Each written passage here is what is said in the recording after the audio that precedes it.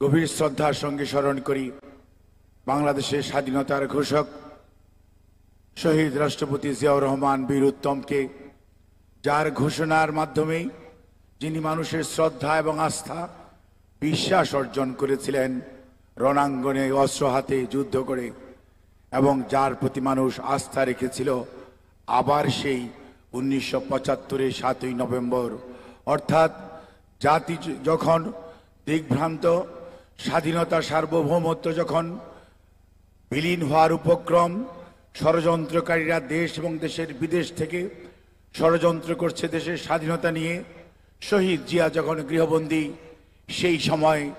সেই সময়কার মানুষগুলো, সিপাহী জনতা যার উপর আস্থা রেখেছিল তিনি হচ্ছেন শহীদ জিয়াউর রহমান।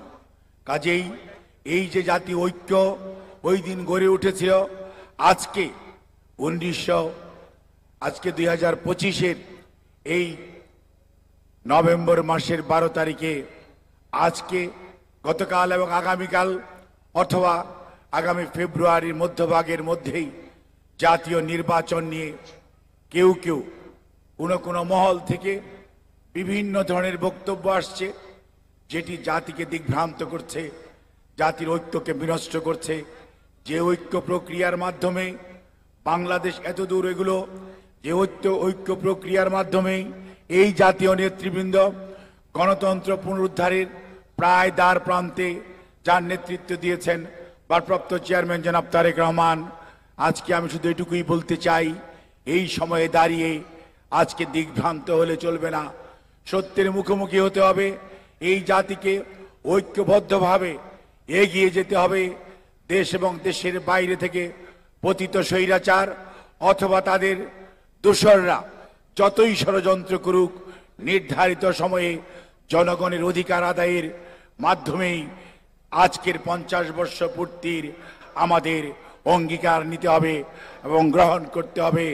যে কোনো ত্যাগের বিনিময় হলেও আগামী জাতীয় নির্বাচন ফেব্রুয়ারির মধ্যে এবং জনগণের অধিকার জনগণকে ফিরিয়ে দেওয়ার মাধ্যমেই জাতীয় সংস্কার যেটুকু সর্বজন স্বীকৃতভাবে গ্রহণ করা হয়েছে, সেটুকুর আলোকেই আগামী জাতীয় সংসদ সংস্কার বাস্তবায়ন করবে, এই দৃঢ় আশাবাদ ব্যক্ত করে, এবং ভারপ্রাপ্ত চেয়ারম্যান আপনি দ্রুত বাংলাদেশে প্রত্যাবর্তন করবেন।